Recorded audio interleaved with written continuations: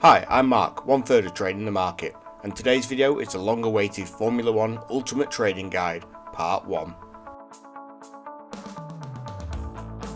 I love to both watch and trade the F1. The fast-paced environment of the race with the jeopardy of each lap gets the heart pumping and tests the skills of even the most experienced traders. What can seem like a solid trade can be lost in the blink of an eye with a touch of a wheel and a spin into the barrier.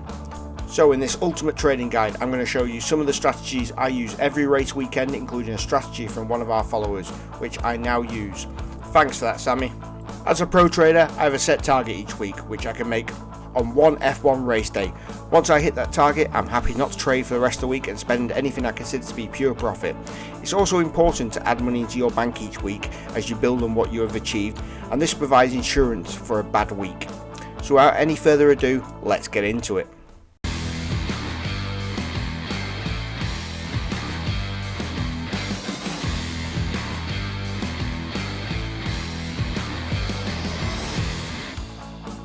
Strategy 1 is lay the track. This is a rehashed version of the lay the card strategy used on horse racing.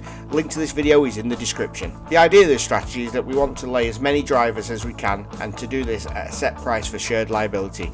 Let me explain. We want to put a trade request in on every driver for decimal 2.0 across the entire grid. The value of this trade is up to you and what you're willing to risk. So if you're happy to risk losing £10, then you would put your request on every driver for £10 at decimal 2.0. And for the love of God, please remember to click keep in play, as if you don't, your trade will be cancelled once the event goes into play. Now you'll be surprised how often this gets matched across multiple drivers.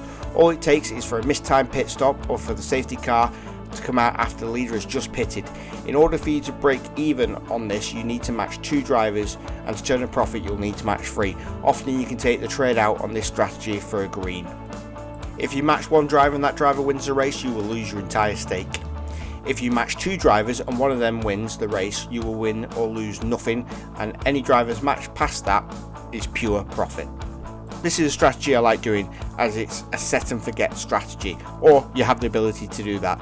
As I like to trade the F1 live, I will keep an eye on it.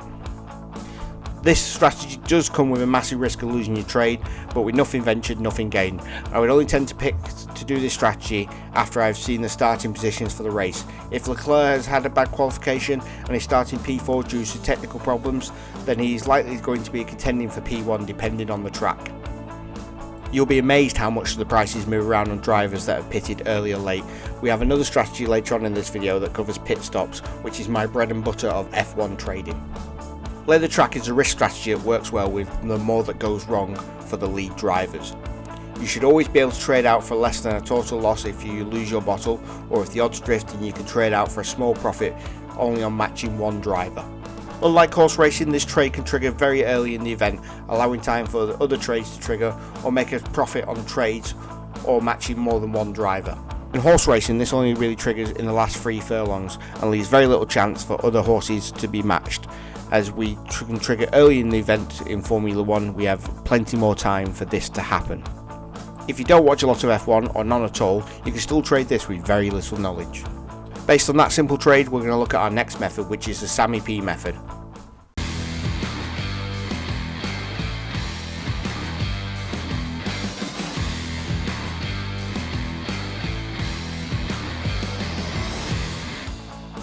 Now your first question would be, what the hell is the Sami P method and why is it called that?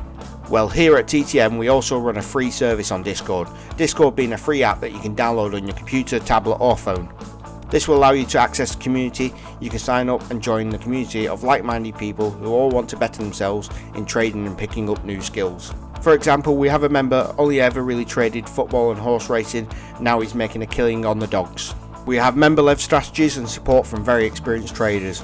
All of this in a positive environment. Also, you have access to myself, James and Roy. One of us always tends to be on and about to help, and if not, we have a fantastic team of moderators, and one of them is Sami P, whose strategy I'm about to explain. You can sign up for Discord by clicking the link in the description, and as always, we have no affiliation with Discord and make nothing from our members. Also, you might spot a recognised name in the Discord from time to time. We even had Canberry join the group. For a while. Oh dear, I seem to have spotted a cunt. Good day. The advantage of the Discord server is that you get almost 24-hour support of people who are walking the same path as you and only want you to succeed. So let's look at the Sami P method. In the same vein as lay the card, we'll be looking at laying the driver, because more often than not, more things go wrong than they do go right. This is a one driver method and is used to lay the lead driver before a pit stop. This should be done for as little liability as you possibly can. Then once the driver is told to box and enters the pit lane, he will start to drop down in the list of race leaders. Even though he is pitted and the other drivers haven't pitted and now in front of him, his price will start to drift. This is because of how prices move around so much in F1. It is important to remember that the race isn't won by just how fast the driver can drive his car. There is race strategies and pitting strategies to be considered. As you'll see in the last strategy of this video, a race can be won or lost entirely by when a team chooses to box or pit for newer F1 fans. As with all trading, the risk with this strategy still exists. The advantages of low liability you can get, allowing you to wait for a decent amount of profit before trading out, or scalping the prices as it drifts out. Once it comes back in again, you can then re-scalp the drift. If you're able to watch the F1, this will help with any trading, as the team radio that is played out over the TV can give you some indication of what is happening with each driver. When Leclerc had a cooling warning light on his car in the Spanish Grand Prix, I laid as much money as I dare risk on Leclerc as the lead driver, only for his power unit to then fail due to cooling issues, resulting in a massive boom for me. With such a strategy based sport, I recommend that you'll learn the ins and outs of the strategy to allow you to trade at a pro level. With the last strategy of the video, and the one that makes the most profit, you need to be able to spot when it's happening to take advantage.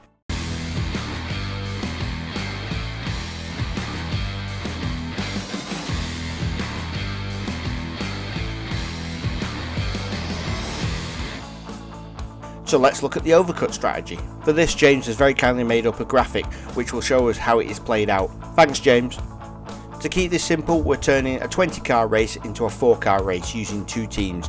In this case, you can see we're using McLaren and Ferrari.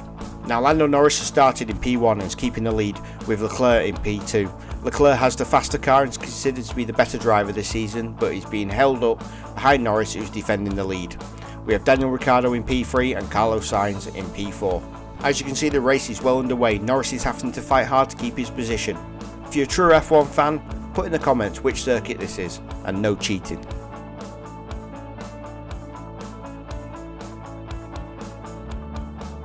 Due to the intense race, there is tyre degradation on Norris's car and has resulted in him pitting early and the other drivers staying out, allowing Leclerc to take P1 and keep the clean air in front of him, and no cars in the way to slow him down. Norris is on a fresh set of tyres but has just joined at the back of the pack of cars and will only be on a slower out lap due to starting this lap from a restricted speed in the pit lane. This allows Leclerc to gain the advantage, but will have to pit for a fresh set of tyres also. As we can see, Ricciardo and Sainz both pit, showing the real gap between Leclerc and Norris. Now Leclerc needs to build up as much time between himself and Norris as he can before he goes in for the overcut. This will then allow Leclerc to pit and then come out of the pit lane with a very small lead and, more importantly, a fresher set of tyres. To make profit from this trade, you need to back Leclerc, as you have spotted he is going for the overcut. He will be in P1 in this race, but the pricey will have him as the second favourite to win. Look out for the P1 drivers to be pushing his car as hard as he can to get the most out of it before he has to box. You'll get a good price on him, as they will still be thinking Norris is going to take his place back when Leclerc comes into pit. But when Leclerc comes out in front of Norris, pure profit. The only research you'll need to do is find out what is the considered time loss of each track for a pit stop, as this will need to be less than the time of the gap between Leclerc and Norris.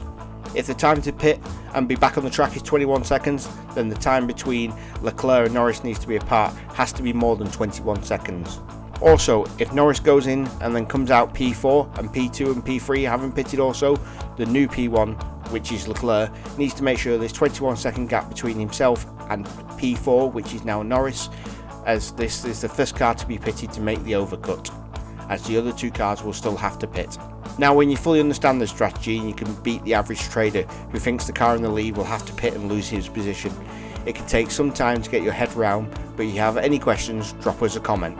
As always, TTM is against charging anyone for the services and information we provide. We only ask you to subscribe and like the video. If you need any further help on the F1, feel free to join the Discord and we'll support your learning journey from here. You'll also be able to request videos to be made by me, James and Roy. All that's left for me to do is thank Nick Knowles and all those at DIY SOS for sorting out Ryan at Betfair Trading Community's flat. No longer does he have to live in squalor, or do his viewers have to see that flaking plaster as a backdrop. Remember, before you pay for any courses or services, ask yourself the question is, if they were that good at what they did, why aren't they just making money on the market? The answer is because they are not that good and need to make money from you. Until next time, happy trading from all us at the TTM community. After all, we're all trading the market.